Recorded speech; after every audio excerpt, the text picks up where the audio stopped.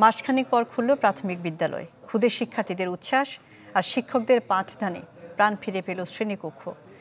অভিভাবকরা বলছেন, সাম্প্রতিক সহিংসতার খবর আর ঘরবন্দি জীবন অস্থির করে তুলছিল কোমলমতি শিক্ষার্থীদের।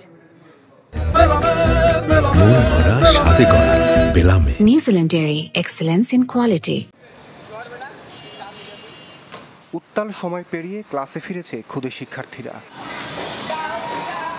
দীর্ঘদিন পর তাদের উপস্থিতি আর হইহুল্লোড়ে প্রাণ ফিরে পেয়েছে প্রাথমিক বিদ্যালয় প্রাঙ্গণ ও শ্রেণীকক্ষ।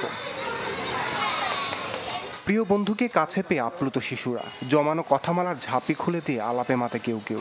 যেখানে সরকার পরিবর্তন সহ নানা গুরুতর বিষয় উঠে আসে নিজস্ব ভঙ্গিতে, তবে তাদের দাবি আর যেন বন্ধ না হয় স্কুল। স্কুলে পড়তে পারি না, বন্ধুরা থাকে না, এই জন্য থাকতে পারি না। নাস্তা করছি, পড়াশোনা করছি, স্কুলে আসছি, বন্ধুরা খেলা করছি, তারপরে ম্যাম এসে আমরা পড়ালেখা দিয়েছি। বাসায় থাকছি, তখন আমরা এত খেলতে পারি নাই, কিন্তু একটু ভাই বোনের সাথে খেলছি। ছাত্রলীগরা তো আবার দৌড়ানি দেয়, ওই দৌড়ানিতে আমরাও, আমার সব ফ্যামিলি আমরা দৌড়ও দিছি একবার। রাজধানী সহ দেশের বিভিন্ন স্থানে প্রথম দিনে শিক্ষার্থী উপস্থিতি ছিল কিছুটা কম। আমার এই ক্লাসে 30 জন 21 জন উপস্থিত আছে। ওরা আরও আগে আসার জন্য অনেক উদ্গ্রীব ছিল।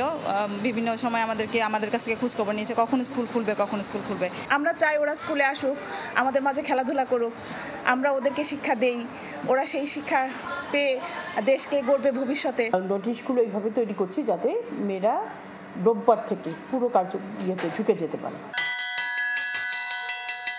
এদিন দেশের সব সরকারি প্রাথমিক বিদ্যালয়ে ক্লাস শুরু হলেও বেসরকারি বিদ্যালয়গুলোতে ছিল ভিন্ন চিত্র।